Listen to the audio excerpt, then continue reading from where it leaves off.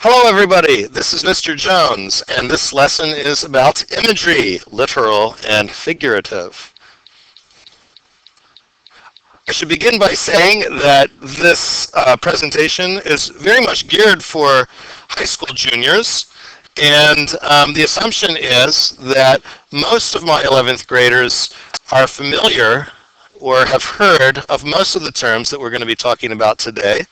There are going to be a few new ones, and also with the ones that are familiar, we're going to want to come to a slightly more precise understanding of them than what we've had in the past. We begin with a definition of imagery. Imagery comes from a word, imago, which is a Latin word, meaning to imitate. So think about it, whenever we use imagery, we are imitating in some way. A modern dictionary definition of imagery says that imagery is a representation of a person or thing. An important sub-definition of that is a mental representation of a person or thing. We'll talk about why that's important in a minute. Now, when we're talking about imagery in the realm of literature, in the realm of literary studies, language arts, etc., we're really talking about the use of words to represent a person or thing.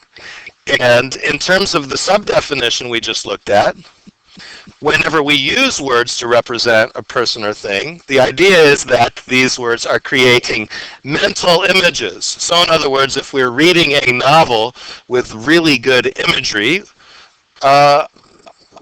certain things should come to mind from page to page on the basis of the author's use of words. This is imagery. Two types of imagery. We have literal imagery versus figurative imagery. Literal, also known as descriptive imagery, involves the use of language related to the five senses. And that is in contrast to figurative or non-literal imagery, which involves the use of figures of speech. We're going to talk about literal or descriptive imagery first. Usually when we are talking about descriptive imagery, we are talking about adjectives. Some adjectives, like good and bad, are general and not sense-specific. Others, by contrast, tend to be used to describe images associated with one of the five senses. So we get visual imagery, right? And visual imagery is sort of the largest imagery category. We have more adjectives to describe things that we experience through sight than we have adjectives that correspond to the other four senses. And just think of as many sight words as you can: large, bright, red, ugly, attractive. These are words, these are adjectives that we use mainly to describe visual information. The second most common would be tactile. Tactile is a nice adjective for touch or feeling. And so tactile imagery involves the use of adjectives that are to describe things that we experience through touch or feeling. Hot, rough, sharp, wet, etc. These are all tactile adjectives. Now, the three remaining senses have far fewer adjectives than do visual and tactile language. The first is gustatory. Gustatory is a fine word for you all to know. I didn't know that until I was about 40 years old and I began teaching high school English. Or I probably did know it once or twice, but I had to look it up each time I saw it. But anyway, gustatory is a very nice word for you all to learn. It is simply an adjective for taste. So whenever we are talking about taste adjectives, we're in the realm of gustatory imagery. And if you think about it, there aren't that many. Sweet, sour, bitter. How many more than that can you name without getting into general adjectives like good and bad, as in this tastes good, this tastes bad. The same is true even more of auditory imagery. Auditory is the adjective pertaining to hearing, of course. Really, you have loud, quiet, and then what else do you have beyond that? Very often, you have to resort to taking an ing verb and using it as an adjective, like a whispering sound or a buzzing noise, right? This would be example of auditory imagery. Although I guess you could argue that sound words, which we're going to be talking about in a minute, such as onomatopoeia, are also a type of auditory imagery. Finally, we have olfactory imagery. Olfactory is an adjective for the sense of smell, and really we have very, very few. Think about it, aromatic, fragrant. We don't really, but when we want to describe something about something we are smelling, what do we usually say? We usually say it smells good, it smells bad. We use very general adjectives. We usually don't use these words like fragrant and aromatic. Sounds kind of corny, right? And there are very few words. So if we were dogs now, we would probably just have dozens and dozens of good words to describe smell sensations, because dogs have very powerful, nuanced senses of smell. But we are humans, and our smelling is one of the weaker senses. Okay, so that's really it, people, for literal and descriptive imagery. And again, normally we're talking about adjectives.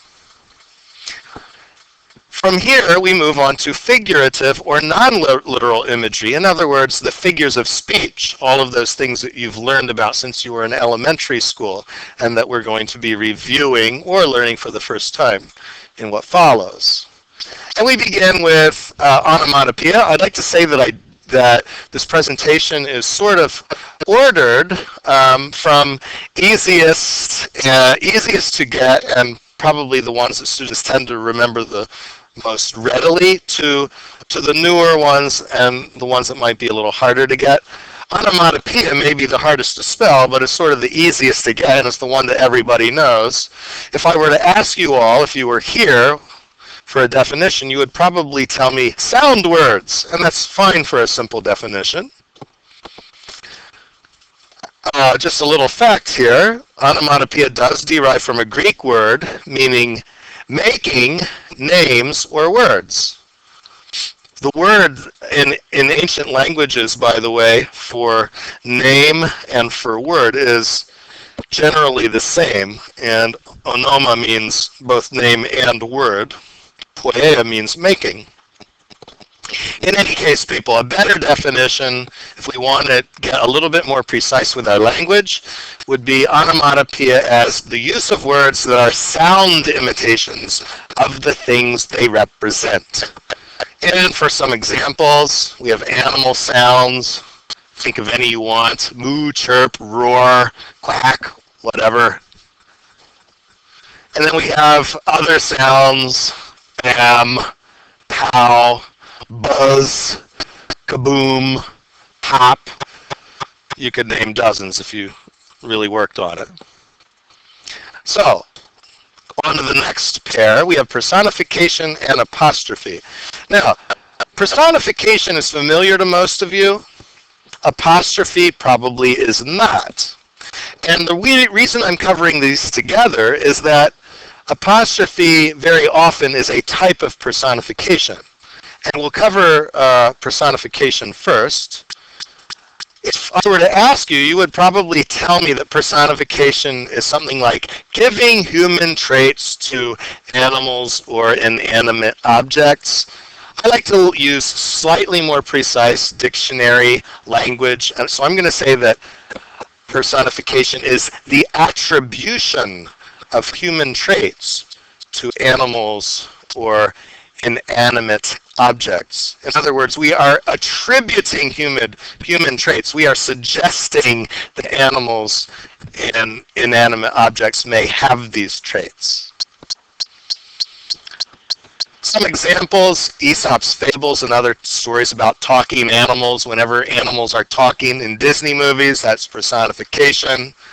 Mother Nature, right? With that concept, we are attributing the idea of maternity or motherhood to nature. Think about also when we use human body parts to refer to certain types of things that don't have their own names, like the eye of a needle, that little hole at the end of the needle that you put a string through, we call an eye, right? Chairs, well, they have legs just like people do, because we don't have another word for those things that they stand on. Anyway, moving on to apostrophe. An apostrophe is a direct address to a thing as if it is human, or to a person who is not present as if he or she is within hearing distance. Now, how is this a type of personification? Well, let me give you an example. I come in the morning, the computer is dead, it won't start, I'm angry, I start banging on it, and I say, "Oh, you stupid thing." Well, I am personifying it because I'm talking to it and I'm treating it as if it is something that can hear me, right? I am also apostrophizing it because I am directly addressing it. And that's what an apostrophe is. It is when we address things as if they are human and as if they can hear us. Another example of this is, for instance, when I have conversations with my grandmother who died 20 years ago. I was very close with my grandmother. Every now and then I will say something like, "Oh, Nana, I wish you were here to see my kids," something like that.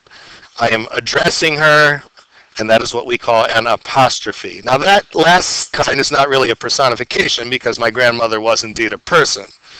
But in any case, you see the Venn diagram overlap. Sometimes, as in the case of the computer, an apostrophe can be regarded as a type of personification. In any case, whenever you are talking to something that can't talk back or can't hear you, then you are apostrophizing that thing. That's an apostrophe.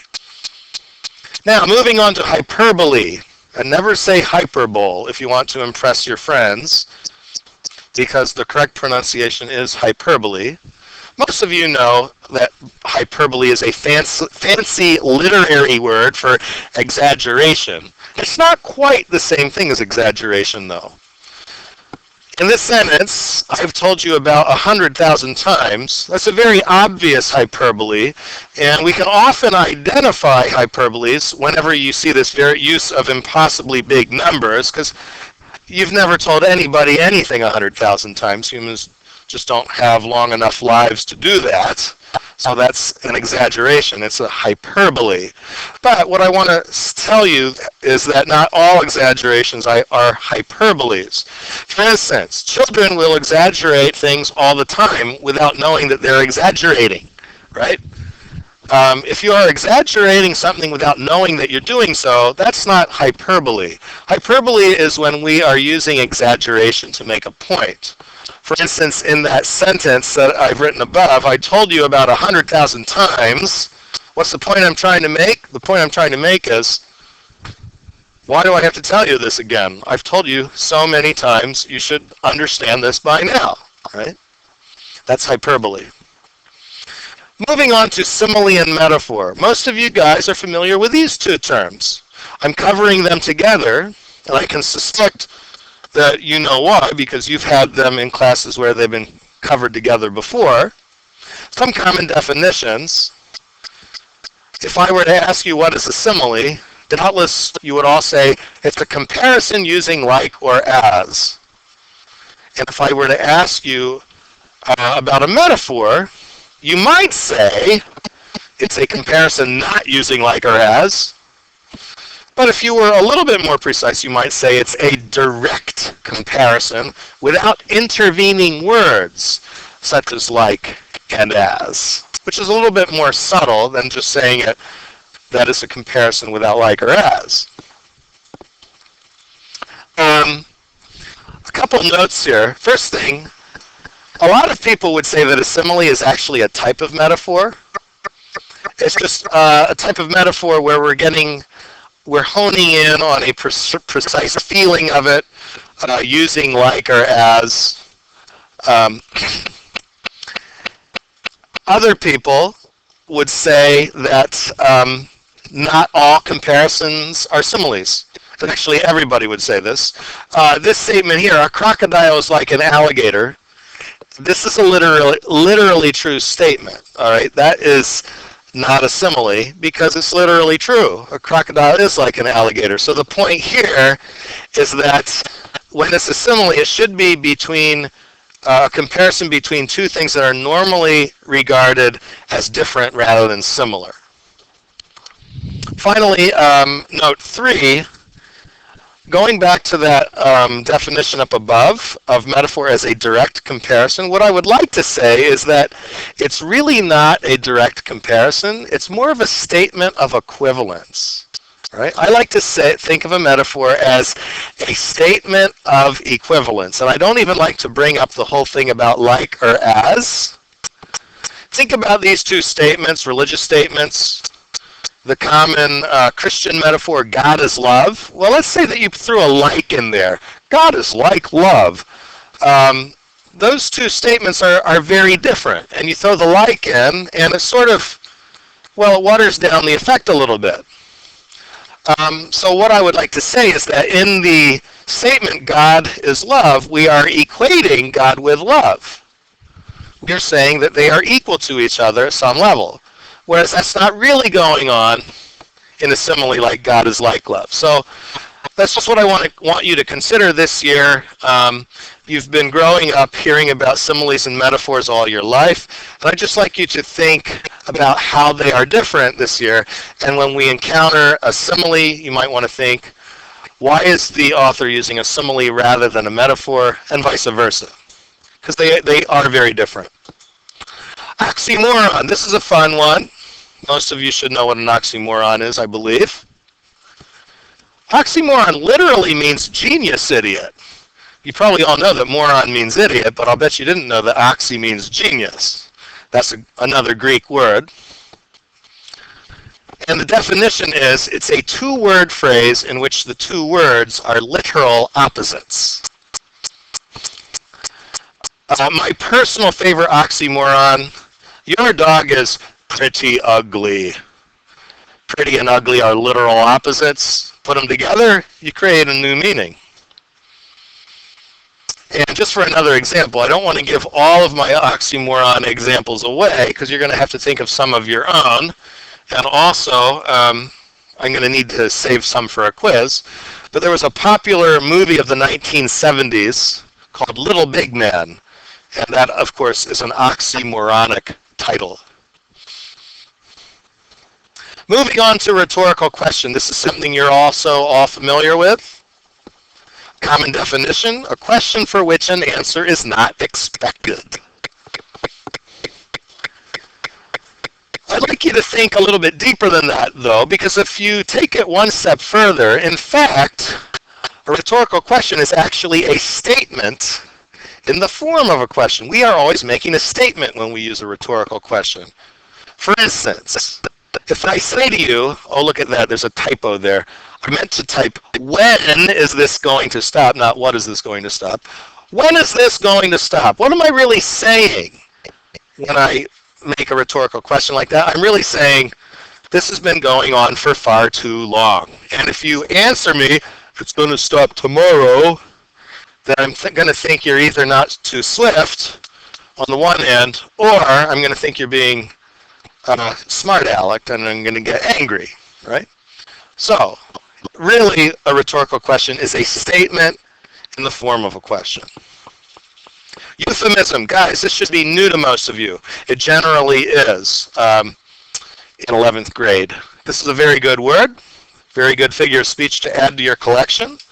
A euphemism is a neutral word or expression that substitutes for a word or expression which may be unpleasant or offensive in some way.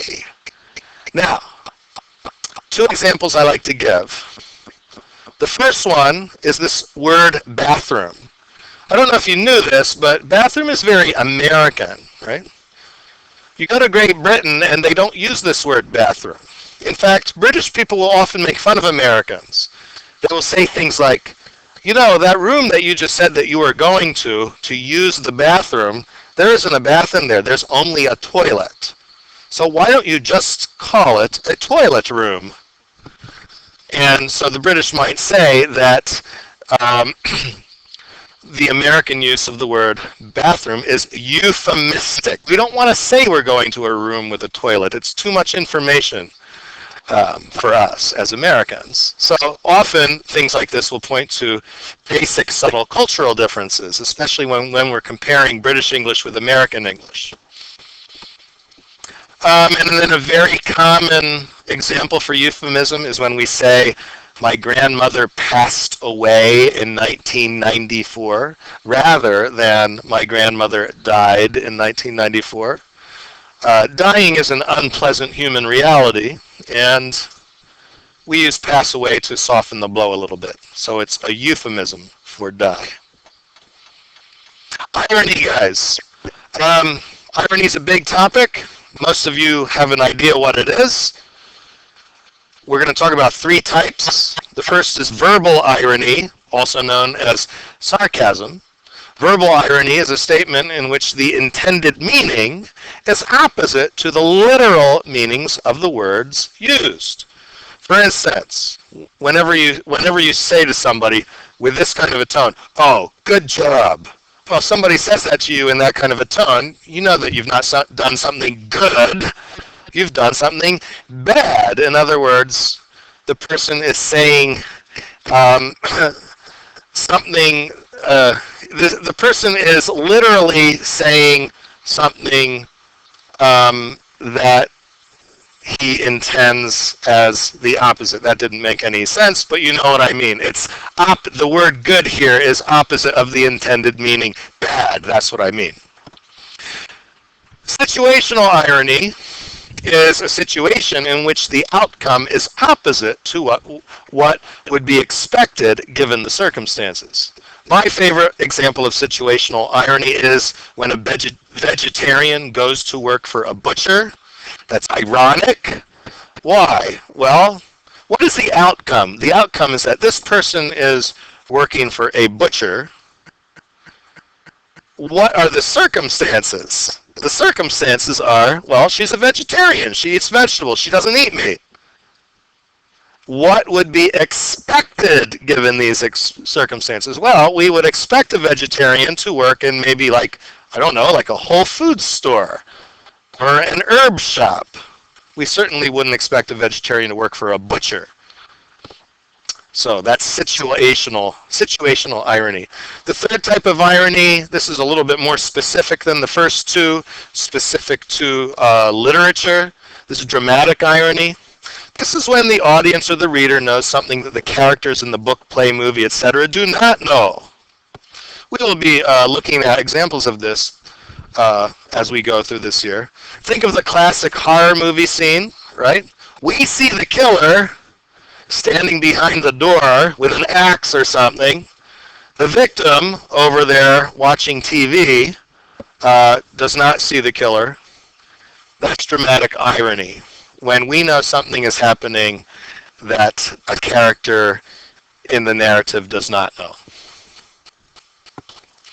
Moving on to the last two, metonymy and synecdoche.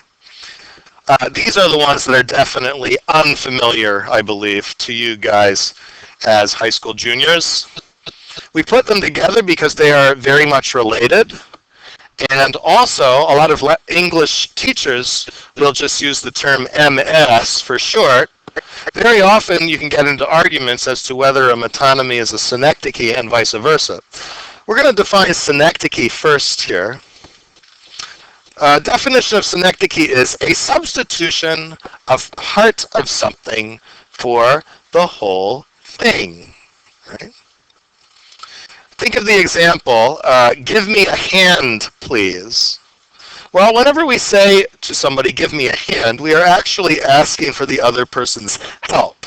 Now think about it, when you help somebody, do you only help somebody with a part of your body, such as your hand? No, you use your whole self. So here, hand is a synecdoche for the whole person.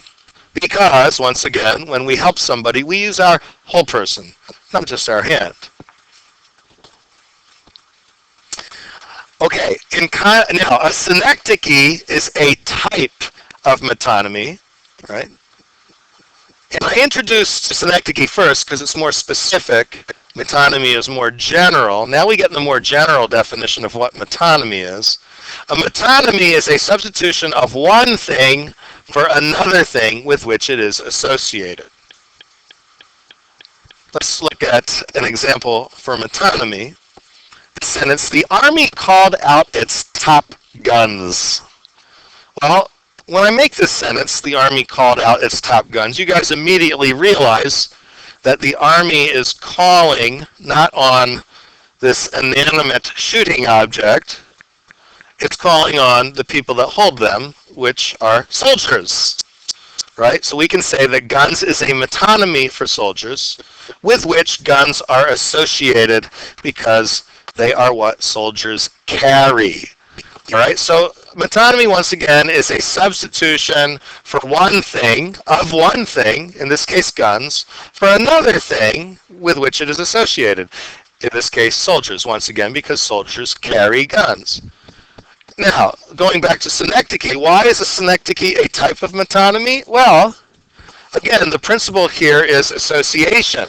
You associate with a part of something with the whole of that thing because, well, it's a part of that thing, and that's the natural thing for us to do. We associate parts with the wholes with which they are taken. Okay, guys, so that is basically everything you need to know for right now about figures of speech.